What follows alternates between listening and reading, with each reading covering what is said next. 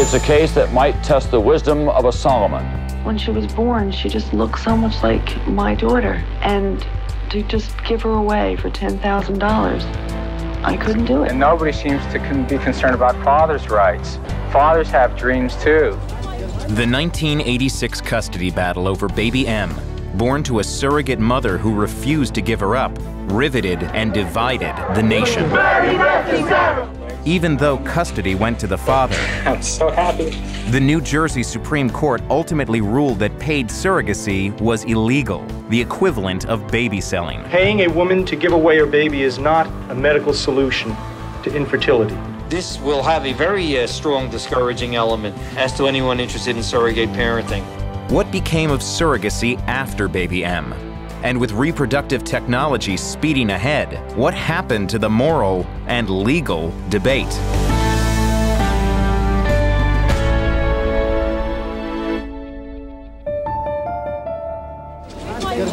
A trial without legal precedent continued to unfold in a New Jersey court today. At issue, custody of babies born to surrogate mothers.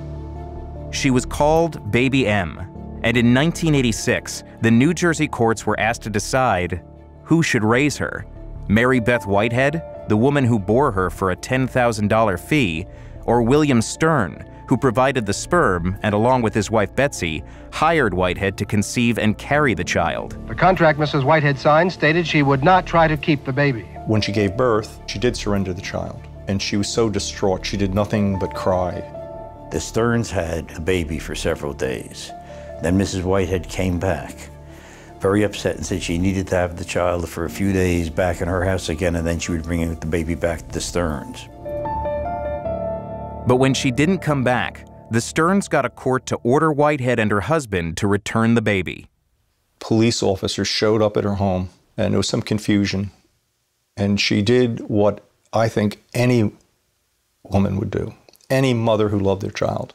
While the police were there, she passes the baby out the window to him. They both escape and flee to Florida. Whitehead had been hiding in Florida for 87 days when police found her at her mother's house and took the infant away. Desperate to keep the baby, Whitehead turned to the media. He stole my baby and they let them get away with it. She had many a press conference talking about surrogacy and her child, and this was her child, and they were taking her child away from her. And it started to capture the press and the public. It was the first contested surrogacy case in United States history. Courts had never seen it, the media had never seen it, the public had never seen it. Throughout the trial, the public was fascinated with the story and the issues it raised, from income disparity. The father, Stern, a biochemist married to a pediatrician, pitted against the mother, Whitehead, a high school dropout married to a garbage collector, to potential exploitation of women. We don't want to see surrogate mothering being sort of a cottage industry for the poor women of America. Ultimately, the case raised questions about how modern families are made. 1 out of 7 married couples in the United States cannot have children because they are infertile. And adoption is no longer a viable process in this country. There's nothing in the best interests of any of these children that they be separated from their natural mothers. Inside the courtroom, testimony included a dramatic tape recording of Mary Beth Whitehead calling Bill Stern from Florida. I gave her life, I can take her life away. If that's what you want, that's what I'll do. No, Mary Beth, wait. That's what I'm going to do, Bill. Please, Mary Beth. Lawyers for the Sterns introduced the tape, saying they show Mrs. Whitehead is too unstable to win custody. Her lawyers said they only show how much she cared. Good evening.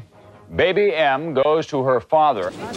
In the end, the judge gave custody to the Sterns and ruled for the first time that a surrogacy contract could be enforced. I'm on my way to the appellate division right now. But on appeal, the New Jersey Supreme Court disagreed. They had not much of a problem about the issue of custody. But the question is, what do we do about surrogacy? But let's assume that the surrogacy agreement is declared void. The court found the exchange of money for a child illegal, perhaps criminal, and potentially degrading to women. To my shock, 7-0. It was voted not enforceable. They said, we're not going to allow this to happen in this state. The justices also ruled the trial court was wrong in terminating all the natural mother's parental rights, including visitation privileges. I want to be able to see her, but I don't need her in my home to love her. She did not get full custody, but she won a battle that preserved the rights of other women, which influenced law around the world. This was the beginning of a very big step in the world of family. And the law had totally failed to keep up with it at all. No one had really looked at it, considered it, put together what to do about it. Even after the decision, the country remained fascinated with the story of Mary Beth Whitehead and Baby M. A made-for-TV movie was watched by millions. And states began passing laws outlawing or limiting paid surrogacy. Michigan today became the first state to outlaw paying a woman a profit to be a surrogate mother. The visions of Mary Beth Whitehead screaming, "Give me back my baby," frightened people from this concept and made them turn away. But it didn't stop people from having children through surrogacy. And in fact, if anything, surrogacy grew after 1988. It grew in part because a new development in reproductive technology, in vitro fertilization, allowed a surrogate to carry a baby produced with another woman's egg. Doctors remove eggs from the woman's fallopian tubes. The eggs are mixed with the husband's sperm to allow the fertilization to occur outside the body. The resulting embryo is placed back in the woman's uterus. The embryo can also be implanted in a surrogate. The surrogate mother had no genetic link to the child. In 1990 in California, surrogate mother Anna Johnson sued for custody of a baby conceived in a laboratory using the egg and sperm of the intended parents. But Judge Parslow ruled she was simply a host, in effect, a foster parent. Very quickly, there was a switch to the non-genetic surrogacy, where the effort was, well, let's try to get around the opinion of the New Jersey Supreme Court. At least 99% is now gestational or egg donor surrogacy. 2.5 years ago, thanks to the help of a surrogate mother, Deidre was blessed with her first little boy, David Atticus. The tide of public opinion began to turn. Celebrities started coming forward about their use of donor eggs and surrogates. Hi Dominique, this is Kelly calling from Circle Surrogacy in Boston. John Weltman opened Circle Surrogacy in 1995 and estimates it is one of 100 agencies around the country. Because the industry is unregulated, no one knows how many surrogate babies are born each year. I'm quite comfortable in saying it's several thousand a year children being born. Children like Gustavo and Milena Constantinou Ali. Watch out, your brother's there. Their dads, George Constantinou and Farid Ali, are part of a fast-growing group of parents using surrogates, gay men. Shake, earthquake. I no longer feel that it's a unique story. I'm a father now, facing the same challenges as any other parent, gay or straight. No, Daddy. No, Daddy? George and Farid used an egg donor from New York where they live. Because paid surrogacy is illegal there, Circle Surrogacy matched them with a surrogate from Colorado, Jenny Denhoff. The mother of 2 girls, Jenny was one of the thousands of women who apply to Circle each year. This is a dream for women to be able to give this gift and have that feeling, knowing I provided a family for someone. Does your cat say meow? Jenny says she never worried about giving the babies up, nor did she feel exploited. She says she was aware of the clear medical risk of carrying twins. You have to be okay recognizing this is not my baby. And yes, I'm offering my body. And they go over all the various things that can happen, including risking your life. Most surrogates, we know the risks that we're taking. Family, this is Jenny. Jenny, this is our friends and family. That was quite an emotional journey for her as well as physical. She got to be a rock star for 9 months to these 2 gay guys in New York. After the twins were born, Jenny took a job with Circle advising other surrogates. We were not in need financially. That being said, I never like to downplay the fact that, yes, I was compensated to carry these kids, and it helped our family. Her fee, around $30,000, was just a small part of the entire cost. The surrogate, the egg donation, the fertility clinics, the surrogate agency, the trips back and forth, I'd say at least $120,000. Because it's so expensive, some intended parents try to find surrogates themselves online. Others turn to clinics in India, where there are many poor women willing to bear children for money. Dr. Gua's clinic is caring for more than 140 pregnant surrogates. In fact, hopeful parents can choose from an increasingly global marketplace.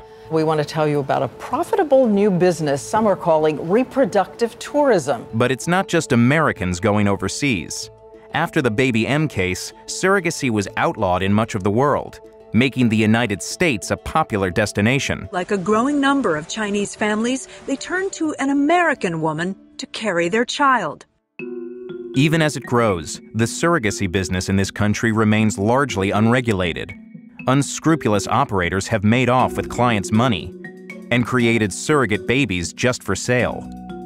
I think it is the Wild West in surrogacy because there's no required license. You don't have to be a lawyer, you don't have to be a social worker or psychologist. People are entering this, some of whom are very honorable and some of whom are not so honorable. I'd like to see regulation take place. But regulation requires laws. Surrogacy is a state matter, and many states have never dealt with it, which may be the most lasting legacy of Baby M. Baby M set back surrogacy that everybody just doesn't want to touch it. Legislators are very, very concerned about whichever way they go, it offends somebody the other way. It's a very highly controversial topic. Last year, the state legislature failed to pass a bill that would have made compensating surrogates legal. There is nothing resolved about the question of whether we as a people are going to embrace surrogacy. Since Baby M, several states banned paid surrogacy. Some allow it in certain cases. Others have no legal framework at all. In part under pressure from gay men, a few have begun considering new legislation. What comes next after one gets married? Kids. So that's the logical next step. There needs to be, surrogacy equality in all states. Nonetheless, over the 28 years since Baby M, the use of surrogates has continued to grow. It's just going to get bigger and bigger because the bottom line is people want kids. And people want their own kids. As for Baby M herself, Melissa Stern is now an adult. At 18, she terminated her legal relationship with Mary Beth Whitehead and was adopted by the woman who raised her, Betsy Stern. She went to college, she went to graduate school, she met a man, she married that man. Melissa has done beautifully. The Sterns and Melissa have shunned publicity all these years, since their case set off a debate about motherhood that has yet to be fully resolved.